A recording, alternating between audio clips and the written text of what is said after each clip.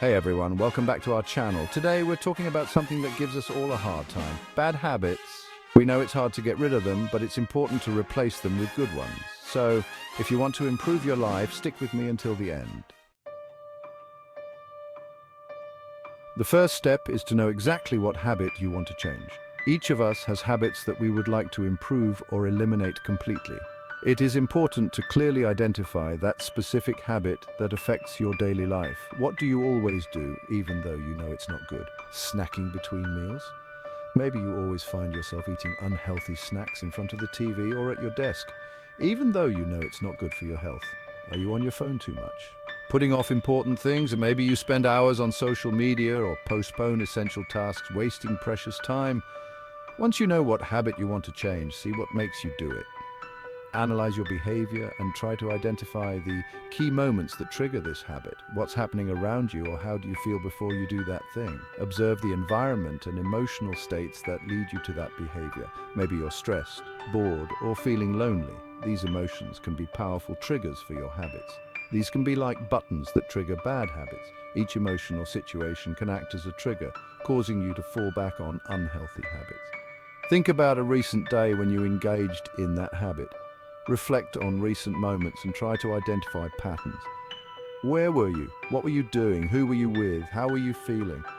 These questions will help you better understand the context in which the habit appears. Write down all these details in a notebook or on your phone. Keep a detailed journal of these observations so you can analyze them later. The better you understand what makes you do that habit, the easier it will be to control it.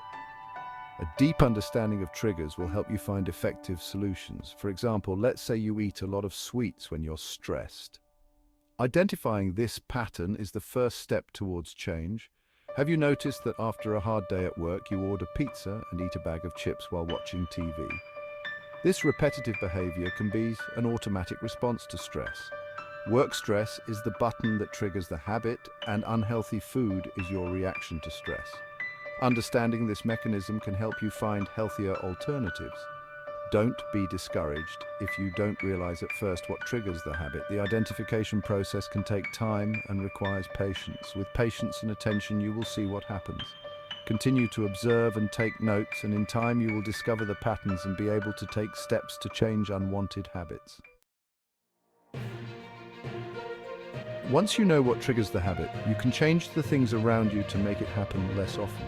The environment we live in influences us a lot, even if we don't realize it. For example, if you watch too much TV in the evening, move it to a less accessible place or even to another room. You can take the batteries out of the remote and put them in a drawer to make it harder to watch TV.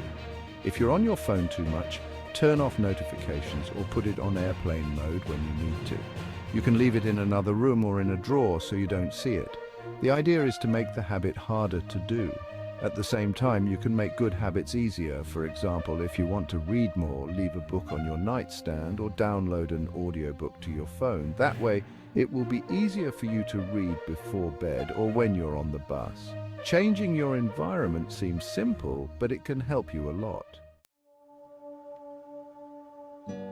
Replace the habit with a positive one. Our brain always wants to be rewarded immediately. That's why it's hard to give up bad habits. Instead of trying to get rid of them completely, try replacing them with good ones that satisfy the same need. For example, if you eat chips in the evening, try eating fruit instead. Both make you munch on something, but fruits are healthier. Or if you're on social media before bed, try reading a book. Both relax you, but reading is better for your brain. When it comes to habits, it's easier to add than to eliminate. Find a good habit that you enjoy and that satisfies the same need as the bad one. For example, if you smoke when you're stressed, you can try going for a 10-minute walk. Exercise will help you calm down. Choose a good habit that seems easy to do. Don't choose something that seems difficult because you won't stick with it. Use the tiny habits technique.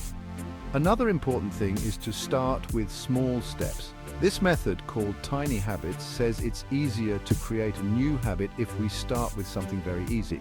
For example, if you want to exercise, don't force yourself to go to the gym for an hour on the first day. Start with 5 minutes of light exercise at home. Seems small? Maybe, but the important thing is to start. Once you get used to the 5 minutes, you can gradually increase the duration or intensity. The important thing is to progress slowly without rushing. This technique works because it helps you overcome mental blocks. When we want to do something difficult, our brain finds excuses to procrastinate. Instead, a small action is easy to do and doesn't scare us. Once we start acting, it's easier to continue and do more. Be patient and persistent. Changing habits doesn't happen overnight. It is a gradual process that requires time and dedication.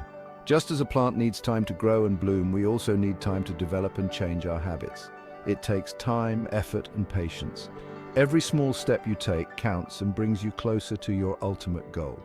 Don't underestimate the power of small daily progress. Don't be discouraged if you have days when you go back to old habits. It's normal to have moments of weakness. The important thing is not to let these moments defeat you and to keep moving forward.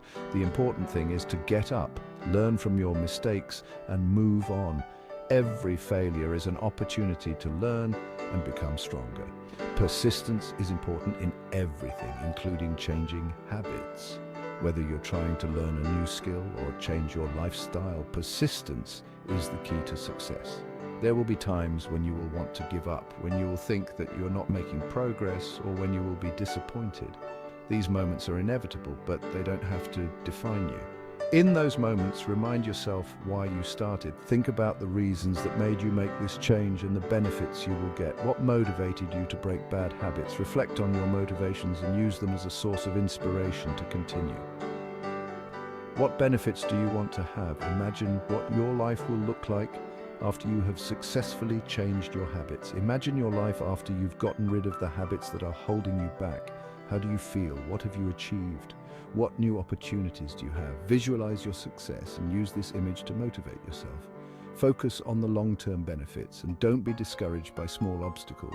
Every day that you manage to stick to your new habit is a step forward. Every small step, every day that you manage to stick to your new habit brings you closer to your ideal version. Don't underestimate the power of consistency and small daily victories. Change is not easy, but it is possible. With every step you take, you become stronger and closer to your goal. With patience, perseverance, and a good strategy, you can break bad habits and transform your life.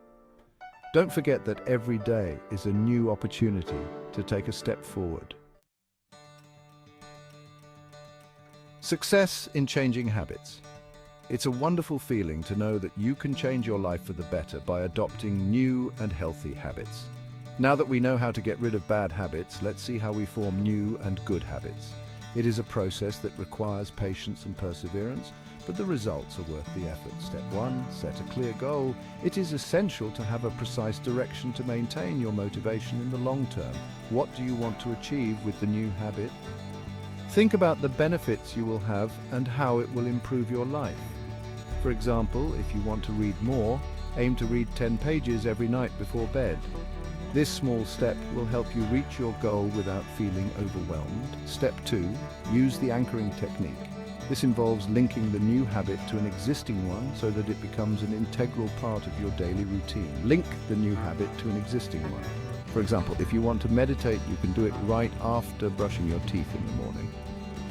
This way you will create a strong mental association between the two activities.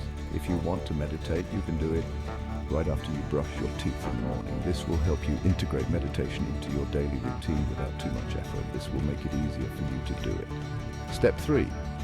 Monitor your progress. It's important to see how you're doing to stay motivated and make adjustments if needed. Keep a journal or use an app to see how you are progressing. Documenting your progress will help you stay on track and enjoy every little achievement. Visualizing your progress will motivate you to continue. Every step forward, no matter how small, is a step in the right direction and deserves to be celebrated. Forming and maintaining positive habits may seem like a challenge, but with small steps and consistency, it is possible. Every little victory counts. Remember that big changes start with small, consistent steps. If you liked this video and want to find out more tips about personal development, don't forget to like, subscribe and press the bell so you don't miss any new videos. Our community is here to support you on your personal development journey. Thank you for being with me and see you next time. I wish you much success in forming new habits and achieving your goals.